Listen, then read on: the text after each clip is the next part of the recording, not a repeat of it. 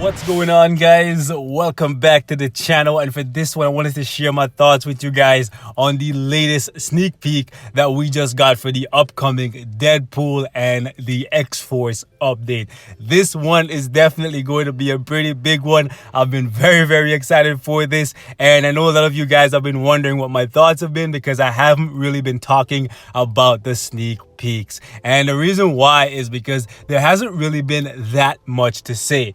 The only big thing that we got after the initial release of Deadpool and Domino in that trailer with the Cable uniform is actually the fact that we are getting Strife, and that was a really big surprise to me because Strife coming in this update could potentially reshape this game the same way that Jean Grey did, because Strife is a pretty big deal. In case some of you guys don't know, he's essentially Cable if Cable didn't get infected by the techno-organic virus that is trying to destroy him from the inside. And believe it or not, that is actually a really big strain on Cable's abilities, because if you take a look at some of the amazing things that Strife has been able to do in the comics, it's actually unbelievable. Like, Strife was actually able to take down the entire of the uncanny X-Force by himself with absolute ease. He was also able to take down Wolverine and his X-Force, and he was also able to take down Apocalypse's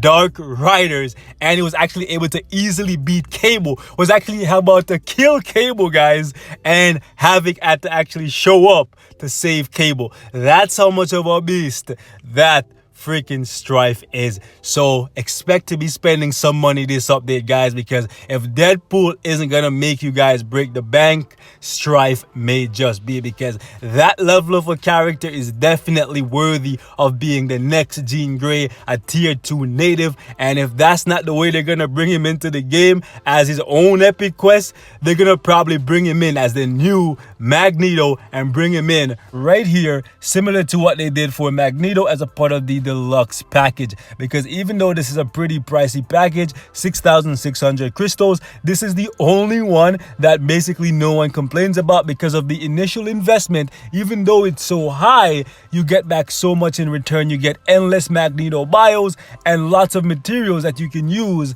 to complete other characters once they come to the game. So I can definitely see them doing something like that for Strife, since they're probably not going to give him his own epic quest. However, for that theory about Strife to be correct, where he comes to the game as a part of a deluxe package, we would then need to have 4 tracking missions, because we've seen that when it comes to the farmable characters, Netmarble seems to like to keep it at 4. We saw that for Doctor Strange, where we got Caecilius, Wong, Baron Mordo, and the Ancient One. And we saw it here again with Rogue, Beast, Storm, and Cyclops. However, as of right now, we only have confirmation of 2 characters who could potentially be coming in the form of tracking mission. The first being Domino, who would replace Rogue, and the second we now have confirmation is actually going to be FANTOMEX. Yes, boys, FANTOMEX is actually coming to the game, and a lot of you guys may actually not know who FANTOMEX is because he's not that popular. However, he's a really amazing character. He goes by several different names.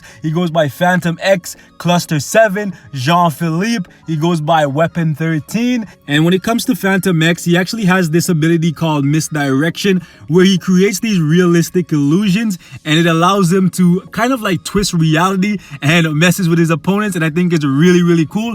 He also has an external nervous system called EVA, and that's the thing that we see in the sneak peek that Deadpool's actually riding on. And Eva is actually a symbiote, but it's strange how it works between FANTOMEX and Eva, because if Eva is actually not connected to FANTOMEX and she gets hurt or potentially destroyed, he feels pain. However, if Eva is not connected to him and he gets hit, from what I've seen, it looks like he doesn't feel any pain at all. So it's weird how it works, because you would think as a symbiote, if Eva gets hurt, he gets hurt, and if he gets hurt, she gets hurt. But that's not how I've seen it work in the comics. It's actually pretty crazy. I'm not sure if that's a plot hole or a plot device, but that's how I've seen it work in several different issues with FANTOMEX. On top of that, everything that Eva sees, he can see, and he can actually communicate with her on a telepathic level. So that's actually really cool. And one of the craziest things about FANTOMEX is the fact that this man actually has 3 brains, okay?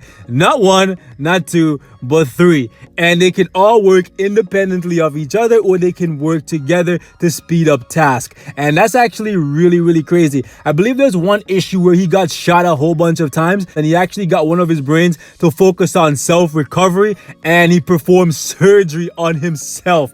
And that was actually a crazy issue. However, one of his biggest weaknesses is actually the fact that he has these nanotechs in his brain that actually don't allow him to believe in anything greater than himself. So he has a really, really freaking big ego. So that's one of his biggest downfalls. And on top of that, he can actually predict enemy attacks, and he's a master of stealth fighting. If you think Deadpool is a great shot, FANTOMEX is even better. There was an issue where I believe he had these special bullets that were made from this mutant symbiote skin, and it made it so that none of his bullets would ever miss their mark.